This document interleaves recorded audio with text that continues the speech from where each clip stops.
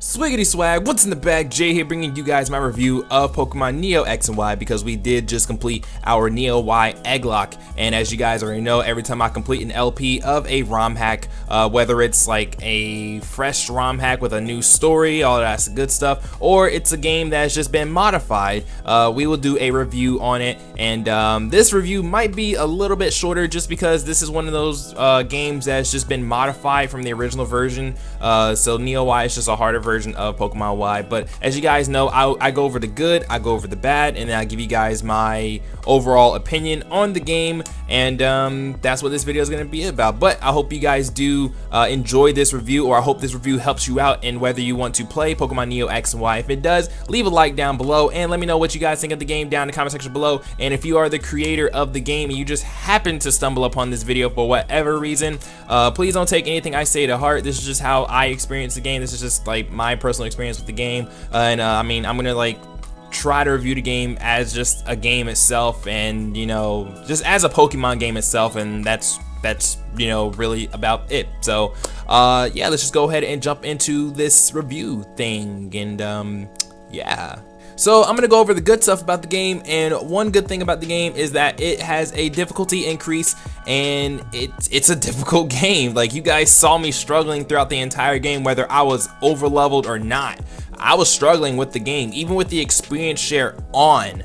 I was still losing Pokemon left and right, and I mean, but it wasn't to the point where it was impossible to defeat, though. It wasn't impossible to beat the game. You know, the game was difficult enough to where, yeah, it gave you a hard time, but it wasn't like, you know, you get OHKO'd by one Pokemon and you just get completely obliterated. You know, the game is difficult, but it's reasonable. It's very reasonable, and the level system in the game as well is pretty darn good with the experience share. I mean, there were times where, yeah, I was like super over leveled, and even when I was super over leveled, I was still losing Pokemon. I mean, I had what, an Armaldo that was how many levels higher than a Mega Medicham? But it's a Mega Medicham.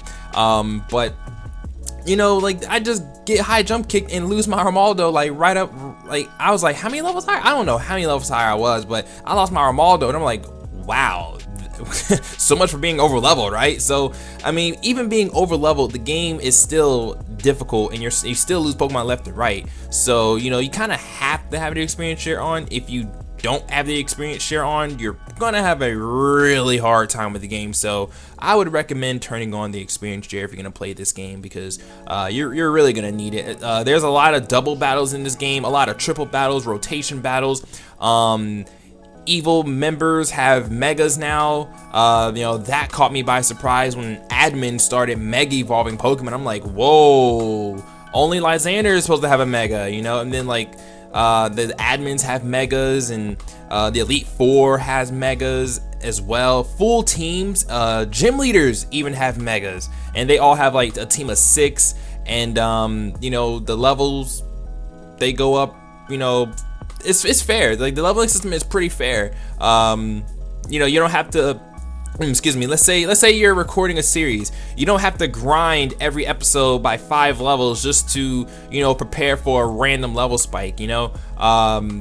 Like, you can go like a couple episodes without needing to grind, because the experience share will give you all the experience you need. And then, you know, hey, if you lose a Pokemon, then yeah, you might need to grind. Honestly, that was the only time I ever needed to like actually have a grinding montage, is when I lost a Pokemon and I had to grind up a new one. But even with all the power that I had in the PC, even with all the power that I had in the eggs, like, I still had a very hard time. I mean, even with megas on my team, they got blown back. I mean, I had a Manectric that got hyper beamed by an Aurorus, and it was OHKO, and I'm like, bro? So the game is really difficult, and it's difficult, but it's not impossible, and I really like that about the game. Another thing I like about the game is the type changes. There are type changes in this game. Like, Gyarados is now Water Dragon. I believe Milotic is Water Fairy. And like, there are some other Pokemon that got some type changes, and I really like that too, because some of these type changes needed to happen in the actual Pokemon games. Like, why isn't Gyarados a dragon type? Why isn't Milotic a fairy type, you know? I really like that some of the Pokemon got type changes, but there are some Pokemon that didn't need to get a type change, and there were some Pokemon that their type change kind of doesn't make sense. You know, like I looked at Starly. Starly is like dark flying, and I'm like, wait, why is it dark flying? I'm not necessarily sure about Staraptor's Pokédex entry, but the fact that it's dark flying kind of like throws me off a little bit. If anything, I would have expected it to be like fighting flying, because you know it gets close combat. And if it gets close combat, you know, teach it some other fighting type moves and we'll be good to go there, right? But Swellow is fighting flying and can learn power up punch, and I'm like, how do you punch? Like, how does Swellow punch? I have no clue. How does Taillow punch? I have no clue how that works, but it works. So I guess that can like transition into like the things I didn't really like about the game. Some of the Pokemon's typings just kind of threw me off. Like Magmortar and Electivire line, they're psychic fire and psychic electric, or electric psychic, fire psychic, whatever you want to, whatever order you want to put it in. They have a psychic typing now, and I'm looking at it and I'm like, why? And then like I started to think maybe the person who created the ROM hack, maybe they thought that Jinx, Electabuzz, and Magmar were a trio, and because Jinx is ice psychic, the other two should be fire psychic and electric psychic, which in that sense, yeah, okay, that makes sense. But Jinx they're not actually a trio though. That's the really big thing about it. They're not a trio. But Electivire and Magmortar are a duo, because the TCG makes them a duo, and I mean they have the Electorizer and the Magnumarizer, so it's like if they have two items that are very, very similar to each other, I'm pretty sure they're a duo. But unfortunately Jinx is not in that duo trio thing, so that's why like the psychic typing, it makes sense, but it also doesn't make sense. I think Porygon is also psychic in this game, and like if anything I would have expected it to be electric type, because you know the electric soldier, but maybe, I don't know, maybe it's psychic because I don't really know. It's like it was a Pokemon created by man, right? So I don't know why Porygon is like part psychic in the game, but yeah, like I said, some of the typings just kind of threw me off. I think Bouffalant is part fighting in this game. Superior is Grass Dragon, which that needed to happen. Samurai is fighting, or water fighting, which it perfectly makes sense. That makes perfect sense. You know, Swablu is fairy flying. That makes sense. So like I said, some of the typings make sense, some of them don't make sense. And it's like you have to like learn what typing the Pokemon are in Neo X and Y, so you don't get completely destroyed by them. You know what I mean? But it's not really anything too major. Just like I said, some of the typings don't really make any sense. Speaking of not making any sense, some of the movesets in the game were absolutely outrageous and made zero sense. Perfect example, Entei. I saw an Entei with Hydro Pump, Blizzard, and Thunderbolt. Why? Like, why? What? Like, how? How does it get Hydro Pump? That made no sense to me whatsoever. I mean, I can understand, you know, it's like, hey, let's build this Entei set so it can counter its counters. Like, that's what the Entei does. It counters its counters, because you will want to send in, let's see, it's an Entei, so it's pure fire, right? So you want to send in a water type. Well, there's a Thunderbolt coming your way, right? Let's say you wanted to send in a rock type because it's part fire, whatever, you know? Well, it has Hydro Pump, GG, right? A ground type, Hydro Pump, Blizzard. If you wanted to send in a dragon type to resist it, it has Blizzard. So like, I can understand, you know, you wanted to counter the counters, but sometimes, man, like, I mean, I would have been okay with Entei being able to learn, Wild Charge. That would make a little bit more sense to me, you know, Wild Charge, because then that's kind of like Entei getting the Arcanine treatment, because Arcanine gets Wild Charge, you know. So if they gave Entei Wild Charge, that would have been a little bit better. But I saw Thunderbolt, and I'm like, wait, what? This is not right. I saw Seed Bomb on Bouffalant. I'm like, this isn't right either. Wait, what? I saw Thunderbolt on Alomomola. I'm like, why do you have Thunderbolt, Alomomola? This doesn't make any sense.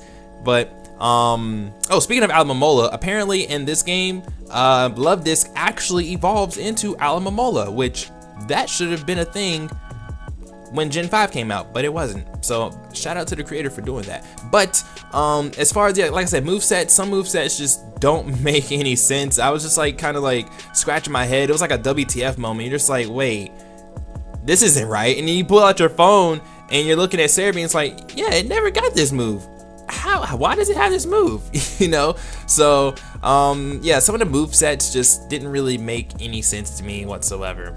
Another little thing about the game, this is probably one of the like smaller things, but there were a few text errors in the game, like either words or I think either missing, or it was like the wrong word, or it was just misspelled. Capitalization was a thing, you know, that's just the grammar in me, you know. It's like Team Flare is supposed to be capitalized, and sometimes Team Flare wasn't capitalized, and I was just like, that's how you know the text was edited when it's not capitalized. But like I said, that's just like a really small thing.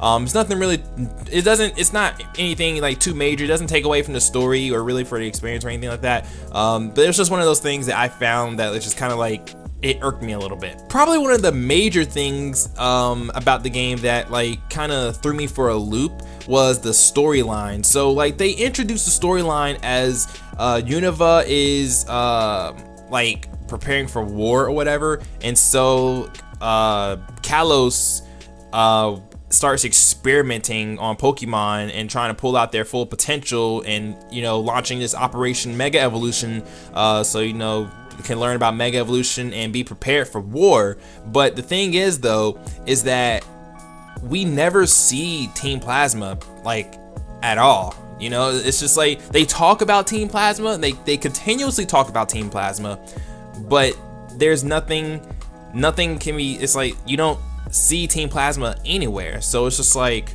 where's Team Plasma at? You know, like where are they at? I don't know where they at. You know, like I mean, we could have just kept the story the same as X and Y, because you know, I don't really think there was really any need to change the story. But then you have Lysander, who like deviates from the group and he tries to destroy the world, and it's like, why not just destroy Team Plasma with the weapon you're building? I don't know. The story didn't click with me, basically. Like that, this is a personal thing. The story just didn't click with me. The story could have just been kept the same, but I don't know. It's just like they talk about Team Plasma, and so it's like, oh man, did they like re-sprite somebody as Team Plasma? But then it's like you never see it, and it's like, okay. But then again, I guess that's why it's called Pokemon Neo X and Y, because it deals with Neo Team Plasma. So Neo Team Plasma, Neo X and Y. So I mean, that makes sense, you know, now that I just said it out loud. But I don't know, the story just didn't really click with me. And the final thing that I just didn't really like about the game was that the characters in the game, like their personalities completely changed. Like you start the game and your mom is like an alcoholic or something. I'm like, what? This is weird. Like it wasn't even necessary, in my opinion, you know, like it just wasn't necessary. And then like Serena is like really sassy and mean, and it's like, I mean, sometimes it's like, oh yeah, okay, I like this, and sometimes it's like, it's not even needed. You know, Shauna is like extra annoying. Trevor really didn't change a lot. I mean, he said some off the wall stuff at times, but wasn't really he didn't really change all that much, and neither was Tierno didn't change either. But yeah, some of the characters personalities were just like, this isn't even needed. Like, why is our mom like an alcoholic? This is so like, I can't do this. I didn't even want to read the text, to be honest with you. I was just like, can we just get out and just start the game? Because like some of the character changes just was not needed at all. But that's just my personal opinion. So overall, the game is pretty decent. I mean, if you're looking for a challenging version of Pokemon X and Y, then definitely give Neo X and Y a try. You know, if you can get past like some of the dialogue in the game, and you know, just learn your typings of the Pokemon, read the documentation, you guys. Read that documentation. I'm telling you, that documentation will save you, because you will try to go for a Thunderbolt on a Gyarados and it's not going to be super effective, and you're going to be like, wait, why wasn't it super effective? But the documentation tells you that it's Water Dragon in this game, and so is its Mega. So you know, yeah, there's that. But read the documentation, you guys. There's everything in the documentation. Even the storyline is in the documentation, which is why I have it pulled up right here, the storyline. But so that way you guys know what you're getting into. But yeah, if you want a difficult version of X and Y, this is definitely a game you should try. I had a lot of fun with the game. Like I said, the game was challenging, and I like that. It's not impossible to beat. And yeah, but you do need things like homebrew and for 3DS and whatnot in order to be able to